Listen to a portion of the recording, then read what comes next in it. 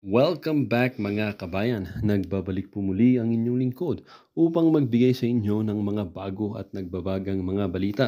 Tila ba naging mainit na usapin ang isyong ito sa mundo ng social media? Nagulantang ang buong bansa matapos ang isang biglaang pagbabaliktad ng sitwasyon sa Kongreso kung saan ang mga pangalang inaasahan na magiging sentro ng impeachment ay nagbago. Sa halip na si Vice Presidente Sara Duterte ang puntiryahin ang mga pangalan nila Congressman Castro, Pangulong Kuting ang lumutang bilang posibleng ma-impeach. Sa mga naunang balita, si VP Sara ang sinasabing nanganganib na ma-impeach dahil sa iba't ibang kontrobersyang kinakasangkutan. Ngunit nagbago ang ihip na ngayon nang lumabas ang mga ulat na sina Castro at Pangulong Kuting ang maaaring masampahan ng impeachment case. Ayon sa mga insider sa Kongreso, may mga bagong ebidensyang naglalantad ng di umano'y mga seguridad at katiwalian at kinakasangkutan ni Castro at Kuting. Ang mga revelasyong ito ay nagdulot ng kaguluhan sa mababang kapulungan ng Kongreso habang mga kaalyado ng dalawang opisyal ay nagsusumikap na pigilan ang hakbang na maaaring magresulta sa kanilang pagkaka-impeach. Sa palasyo, tila nagkaroon din ng tensyon lalo na si Pangulong Kuting mismo ngayon ay tinutukan na ng mga kritiko. Bagamat walang malinaw na detalye paukol sa mga aligasyon laban sa kanya, mabilis ang pagkalat ng mga espekulasyon at espekulasyon sa iba't ibang media outlets. Samantala, nagbigay naman ng pahayag si VP Sara Duterte kung saan kanyang ipinahayag ang pagkamangha sa biglang pagbabago ng sitwasyon. Patuloy na nagmamasid ang publiko sa mga kaganapang ito na maaaring magdulot ng malawakang epekto sa kasalukuyang administrasyon. Habang nagiinit ang mga talakayan sa Kongreso, inaasahan ng marami na magiging mas madugo pa ang mga susunod na kabanata ng usaping ito, lalo na't malapit na ang impeachment hearings. Ang biglaang pagbabago ng direksyon sa usapin ng impeachment ay patuloy na sinusubaybayan habang nagkakagulo ang mga miyembro ng Kongreso at ang palasyo sa kung ano ang magiging susunod na hakbang. Tiyak na magiging mapaninindigan ng bawat kampo sa kanilang mga posisyon at ang labanang ito ay magpapatuloy hanggang sa magkaroon ng malinaw na resulta. Well, para nga sa buong impormasyon ay panoorin na lamang ang buong video. At kung bago ka pa lamang sa ating channel ay huwag kakalimutan mag-subscribe, pindutin ang notification bell at piliin ang all upang laging maging updated sa mga bago at nagbabagang mga balita. At sa mga solid viewers naman natin dyan ay maraming salamat naman ho sa patuloy na pagtangkilik sa ating channel. Tuloy-tuloy lang po ang laban para sa katotohanan at para na rin sa kinabukasan ng ating pinakamamahal na bansang Pilipinas. Tapos, ang ine-expect nyo, babaw sa inyo. Halatang halata naman eh. Di ba? Halatang halata naman na may script kayo. Nabisto nga si Dan Fernandez eh. Putya, epal pa eh. Galing ako ron sa kabilang ano. Galing ka pala sa kabila, hindi mo pala alam ang nangyayari, epal ka pa. Siguro may mga nag-message sa kanya, yun yung sinabi niya na sinasabi ni BP Sara. Di ba? Ang point ni BP Sara, wala akong sinasabi ng mga sinabi mo. Ikaw ang nagsabi niyan. Nalilito na kayo sa script nyo. Scripted lahat. Yung script nyo hindi umubra. Sabi ni Abante nga, naghanda rin si BP Sara. Alam nyo, sasaluhin niya ng mga vlogger, sasaluhin ng media. Sasabihin ng mga media na ang napahiya si BP Sara. Hindi po eh. Alam ng mga congressman yan na sila'y napahiya. Di dapat nagbubunyi sila. Dapat hindi ang mga Duterte ang masaya. Sinasalo nyo na lang sa media na napahiya si BP Sara. Yun yung balak nyo, ipahiya. Pero hindi kayo nagtagumpay. Sino yung mga mukhang malungkot? Yung mga nagtatanong. Sino yung mga nanggalaiti? Si Abante, si Dan Fernandez, yung mga young guns. Hindi nakaporma sa madaling salita. Bakit?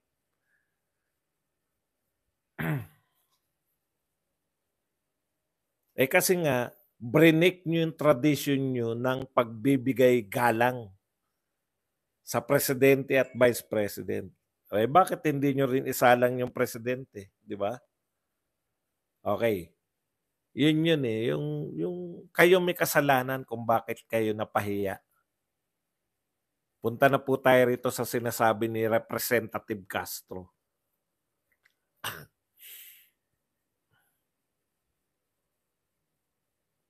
Ano pa ba yung sinabi? May mga maganda. Isa pa pala. Sabi pa ni Marcoleta, yung disallowance, hindi pa naman final yan, disallowance na yan. Inaapila pa lang. Di ba? Sino ba magsasabi na yung disallowance talagang dapat na magsoli? Wala pa pong final. Ibig sabihin ng wala pa pong final, pinasasagot pa lang sila Vice President Sara Duterte, umaapila pa lang sila. Ngayon, pag sinabi pa po ng COA na kinakailangan na disallowed talaga, final na sinabi ng COA, hindi pa po final 'yun, 'di ba? Ang napaka-ironic nito, yung nagpapalutang ng impeachment ay convicted. Bakit nakalabas, 'di ba? Badong, bakit masyadong Kasi nga on appeal din. Hindi ba, Franz Castro, ikaw nga convicted ka na eh. On appeal ka pa eh. Eto nga hindi naman conviction 'yan. Hindi naman po kaso 'yan na criminal case. 'Di ba? Inaapila lang. Hindi nga makukulong diyan yung mga tao eh. Sa totoo lang po, hindi po sila makukulong. Uulitin ko na naman. Hindi po makukulong si BP Sara kung sakasakali. Kunwari sinabi ng COA, final na yan. Disallow yan, kaya ibalik mo kung magkano man yun. Yun po yun, ibabalik lang. Alam niyo yung ibig sabihin ng disallowance? Okay. Kaya, eto po, ikaw nga convicted na eh.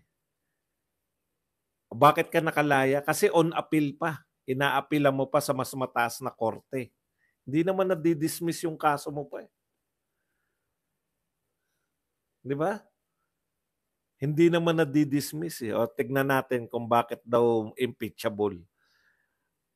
Ito ang pamagata, Representative Castro, misuse of confidential funds, unimpeachable offense. Binalita po ito ngayon ng Inquirer.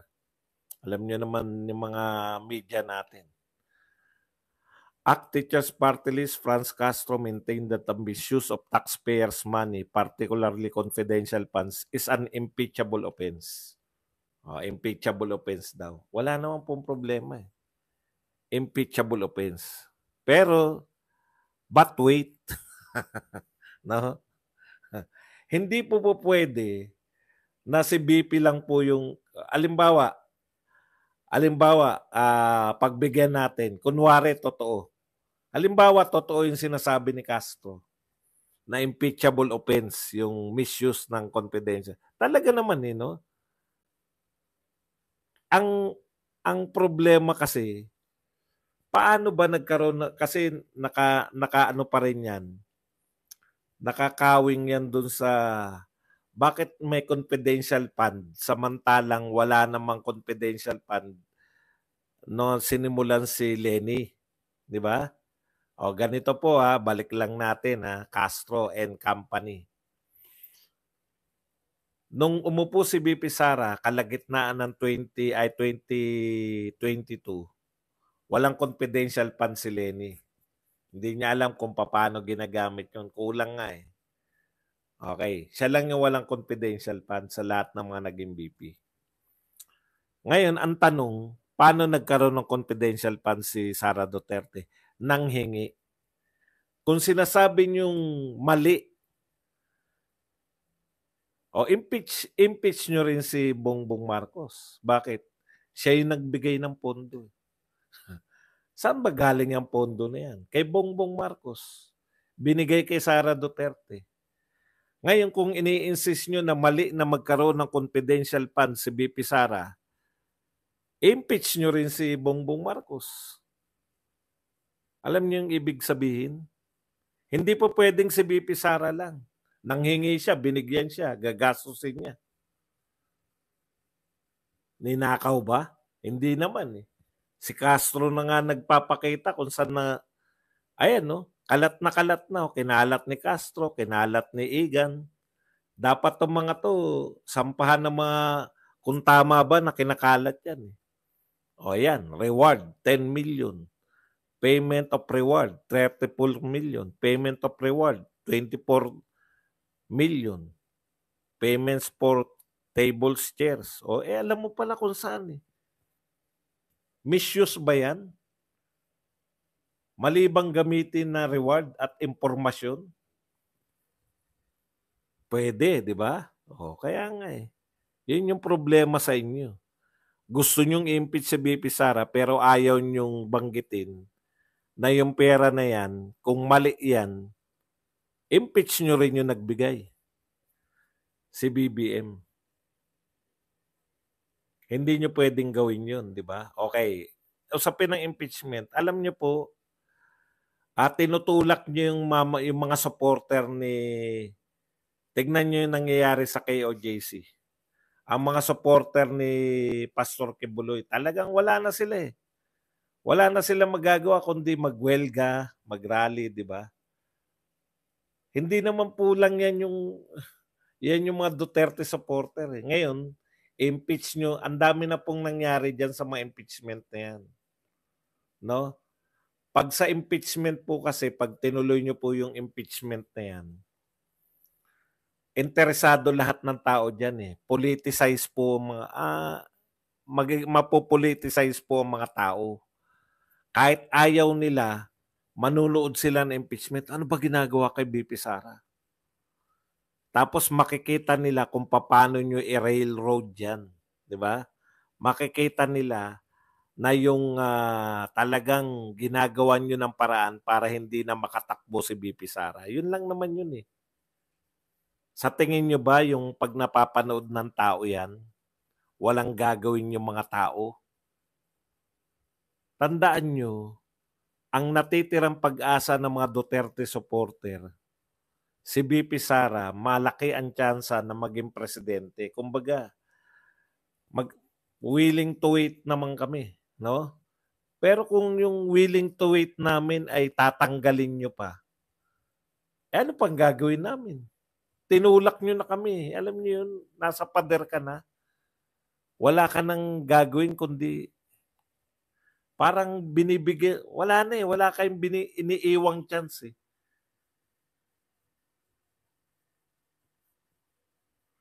Parang talagang sinusubukan nyo, kaya-kaya talaga nito mga to na mag-people power, kaya-kaya talaga na mag-alsa ng mga Duterte supporters.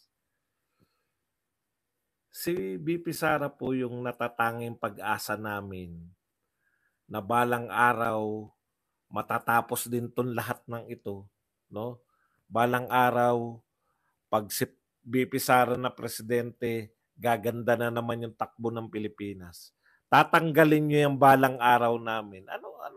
Anong ine-expect niyo na gawin namin bilang mga Duterte supporter? Iiyak na lang kami, mag-iiyakan na lang kaya kami.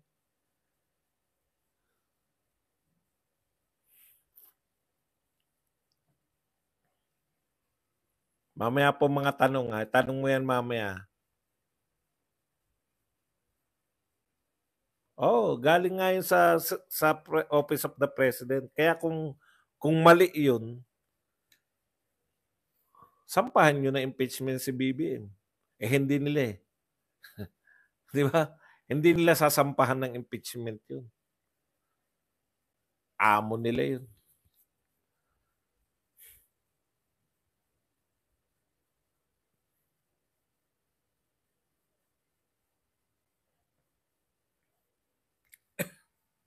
Okay.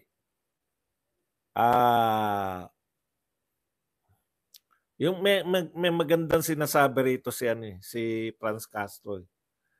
Ang sabi niya, di naman pwedeng gagawa ng kalokohan tapos pababayaan na lang. Dapat may accountability. Hermes, use of confidential fund is an impeachable offense. Ano kaya yung sinasabi ni Franz Castro na misuse? Ang sabi niya, sa paglustay ng confidential fund. So nilustay na ngayon, no? Inaasahan mo na nilustay. Hindi na po ang sinasabi kasi ng COA, disallowed kasi misuse. Hindi naman sinabi ng COA na nilustay. Kaya ito si Franz Castro, mas magaling pa to sa COA eh. Ang sabi ng COA, yung iba niyong pinaggamitan, hindi yata nararapat. Ibig sabihin, ginamit po yung pondong 125. Hindi po nilustay. No? Kaya nila dinidisallowed. Okay. Mahirap tong si Ngayon, pero kung talagang ikaw ay totoo ka dyan, ito tuloy natin. Sa paglustay ng confidential fund sa panahon ng kulang na kulang ang pondo para sa serbisyong publiko at sa pagtangging ipaliwanag ito sa taong bayan, malinaw na may batayan ng impeachment. Okay, meron ba lang batayan na ganyan, no? Pag naglulustay ng pera ng taong bayan, okay din kami dyan, no? Una, patutunayan mo nilustay. Ikalawa, sampahan nyo rin po ng impeachment, no? Yung mga tao na naglagay ng 1.4 billion a day. Sampahan nyo rin na impeachment kasi mas malaki yun. Ang pinag-uusapan natin kay BP Sara, 125 million. Ito po,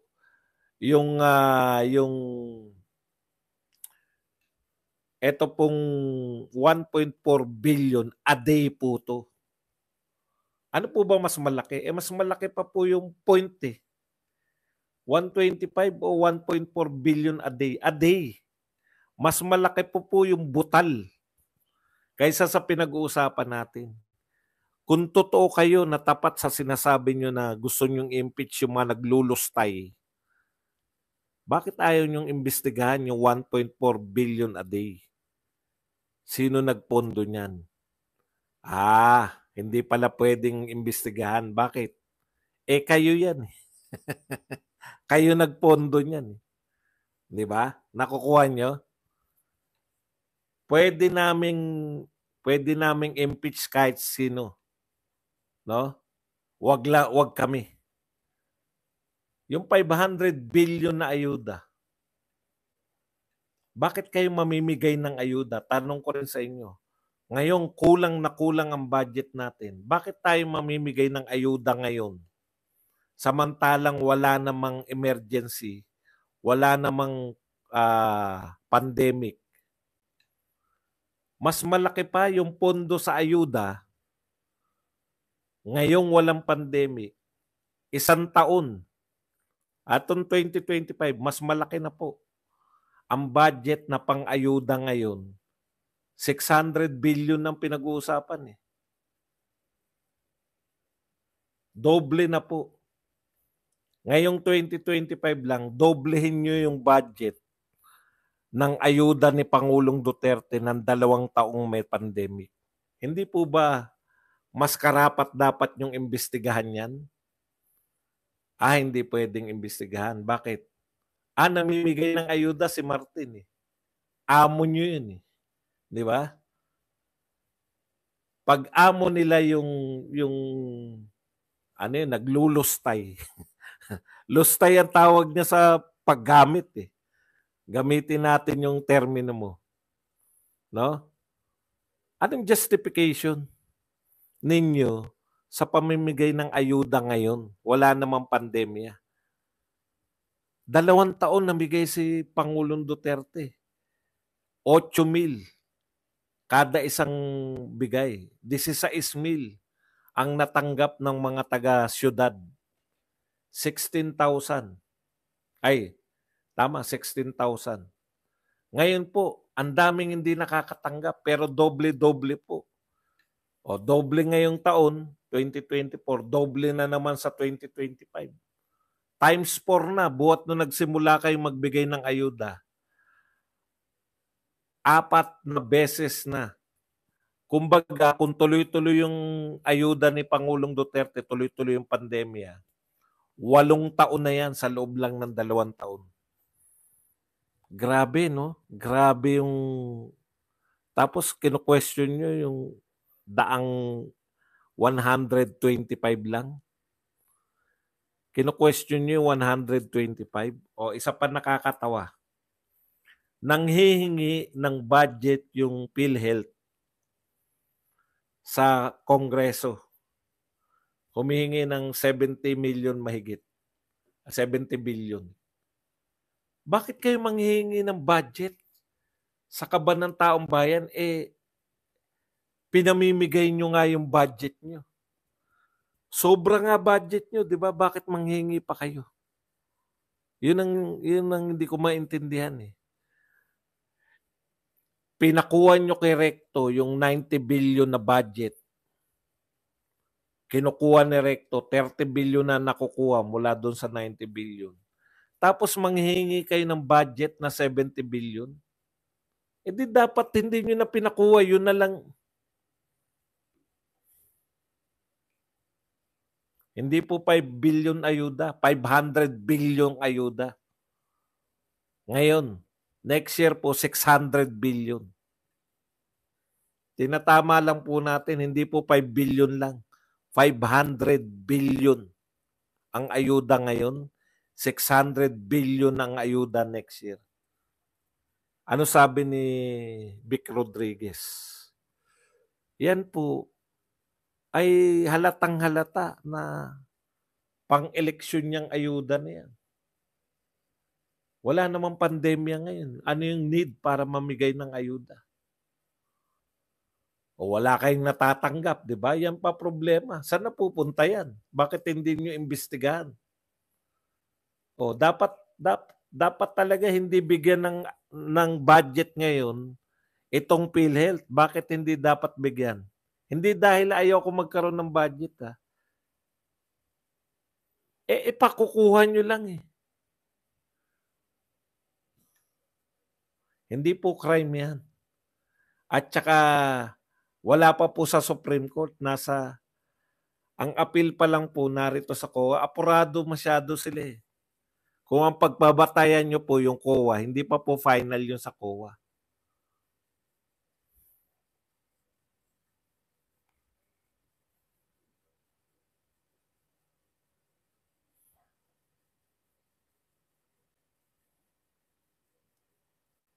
Okay, punta po tayo rito sa pagkaagaw ng ano.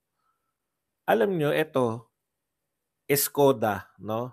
Ang dami nating sinabi, no? Deterrent, yung mga, ano na nga yung base EDCA?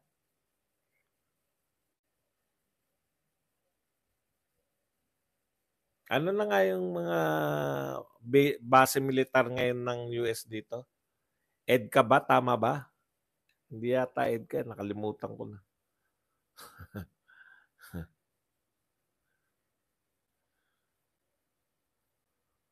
Yun nga po yung sinabi ko, galing po kay Marcoleta yun, EDCA.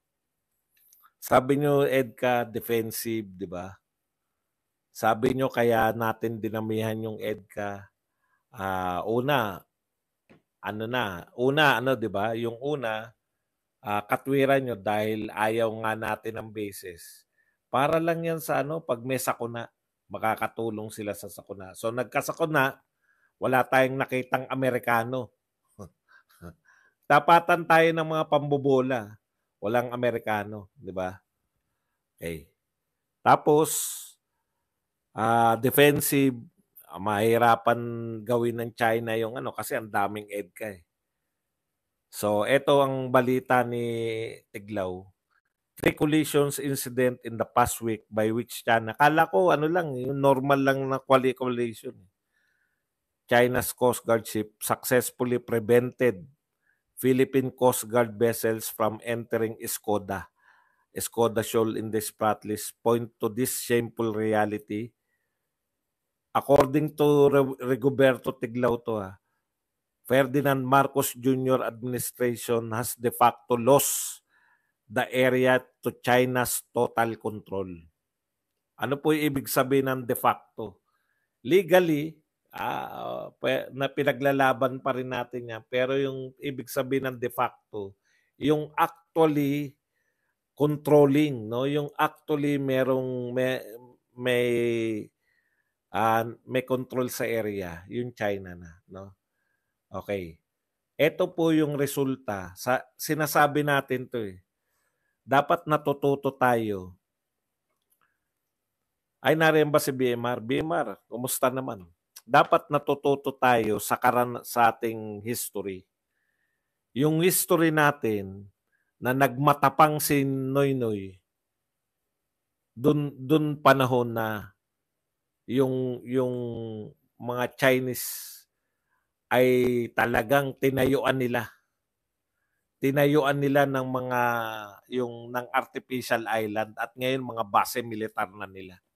Yung mga tinayo nila nung panahon ni Pinoy, base militar na ngayon ng China, no? Ngayon nagmatigas na naman tayo. Dati kasi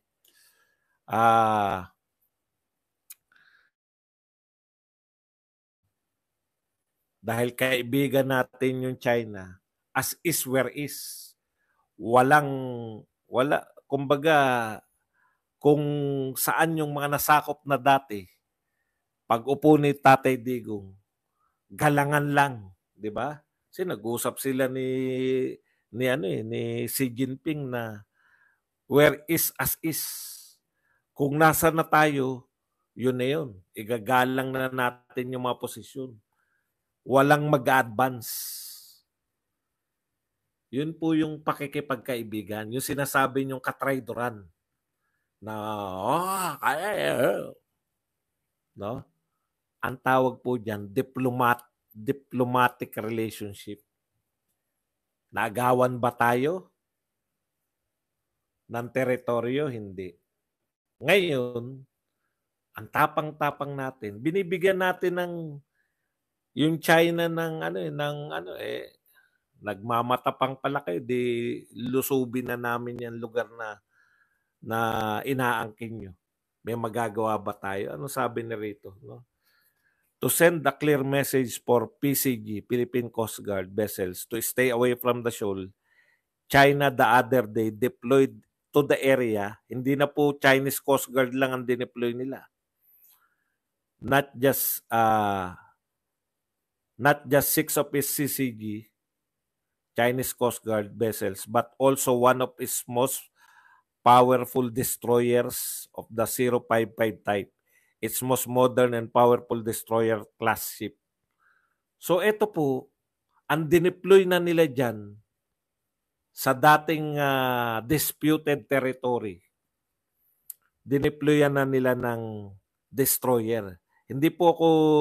Wala po akong alam sa mga pero the fact na hindi na Chinese Coast Guard yung sinasabi, destroyer na.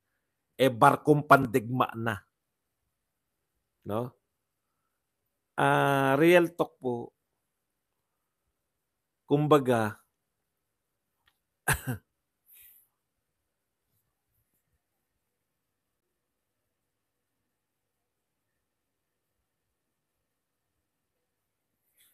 tinatanggal ko na lang kagad.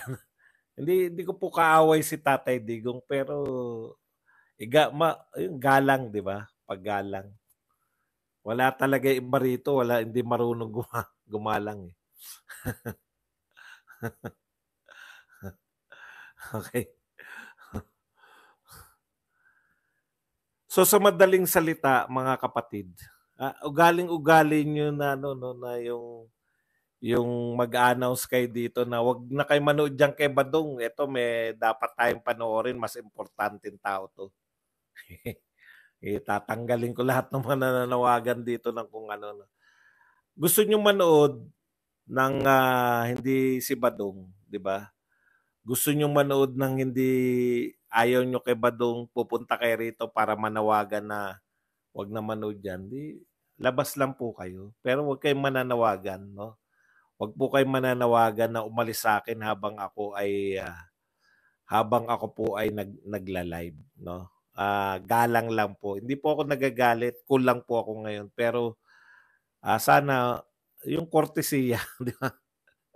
Yun yung tinanggal nila kay BP Sara eh. Okay, balik tayo rito. One of its most powerful destroyers, no? Hindi ko po alam kung ano yung meaning ng destroyer. Pero kung hindi na po Chinese Coast Guard yan, destroyer, pangalan pa lang eh.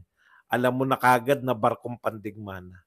So, inoccupy na nila yung, wala na yung, kasi ayaw natin makapagkasundo eh.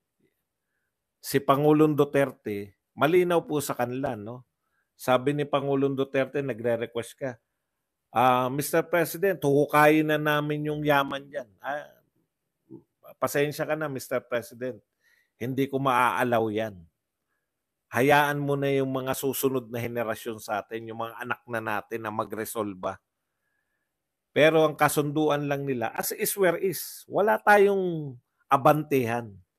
Kung saan na yung mga sakop natin ngayon, yun na yun. No? Ang ganda po nun eh. Ganun talaga eh.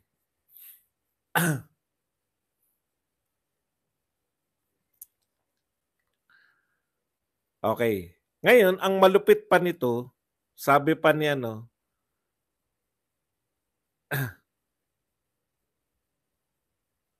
okay.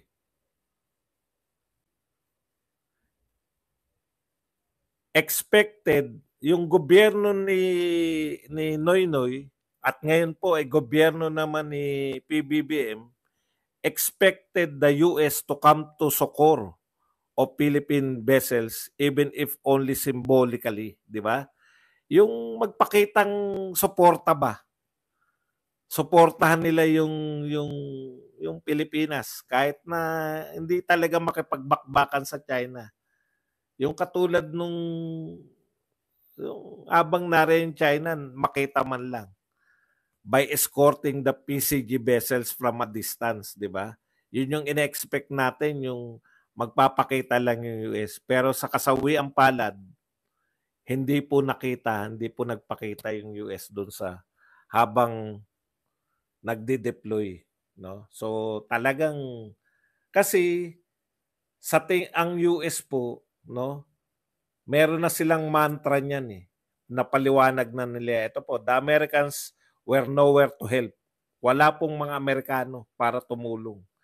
Secretary of State Antony Blinken and Defense Secretary Lloyd Austin declaration that the Mutual Defense Treaty was ironclad and that the Americans had our backs were hollow promises.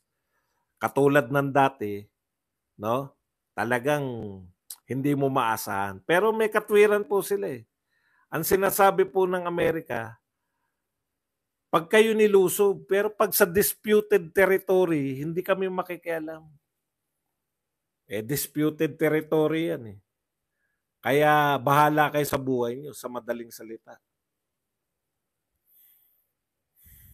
Yan no? Yung former Secretary Henry Kissinger, kaya nga may speech dyan si Pangulong Marcos, di ba? Hindi po automatic na mag-enter Pangulong Marcos na tatay. Sinabihan niya yung mga Amerikano nung dumayo siya ron sa Amerika eh. Sinabi niya, hindi naman kayo automatic na tutulong sa amin pag nakipaggera kami dahil kinakailangan pa i-approve yan ng ano. Una, sa mga disputed areas, hindi kayo makikialam. Hindi po pwedeng, Henry Kissinger, decades back, had clarified that MDT, Mutual Defense Treaty, cannot be invoked in conflicts in disputed areas.